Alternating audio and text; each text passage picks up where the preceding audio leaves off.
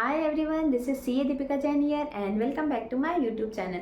तो आज की इस वीडियो में मैं आपके साथ डिस्कस करूंगी असेसमेंट ईयर 24-25 में फाइल की जाने वाली आईटीआर के संबंध में ड्यू डेट्स क्या है, यानी कि कौन कौन से एसएससी पे कौन कौन सी ड्यू डेट्स जो है वो एप्लीकेबल होने वाली है। तो फर्स्ट, यदि आप इंडिविजुअल, एचयूएफ, एओपी, बीओआई या आर्टिफिशियल जुडिशियल पर्सन है तो उस केस में आपके लिए रिटर्न फाइलिंग की जो ड्यू डेट है वो आपकी 31 जुलाई 2024 रहेगी।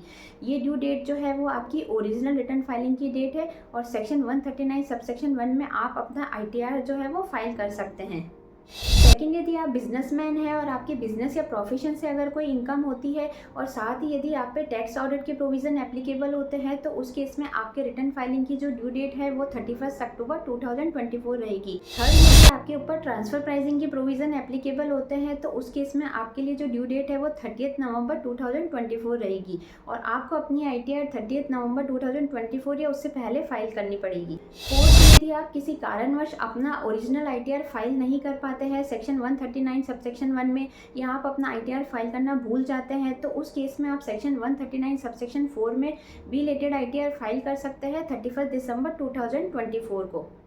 लेकिन एक चीज़ है जो कि यहाँ पे आपको ध्यान रखनी है, यदि आप बिलेटेड आईटीआर फाइल करते हैं तो उस केस में आप ओल्ड टैक्स रिजीम में नहीं जा सकते हैं।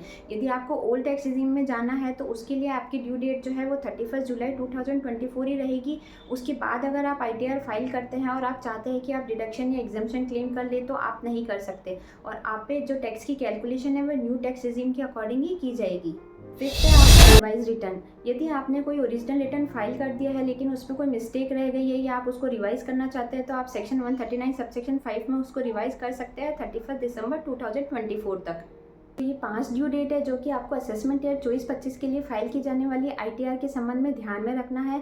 तो आई होप ये वीडियो आपके लिए यूजफुल रही होगी। अगर आपको मेरी इस वीडियो से कुछ सीखने को मिला हो तो चैनल को लाइक, शेयर एंड सब्सक्राइब करना ना भूलें। मिलते हैं ऐसी किसी नेक्स्ट यूजफुल वीडियो के साथ, तब तक के लिए बाय बाय।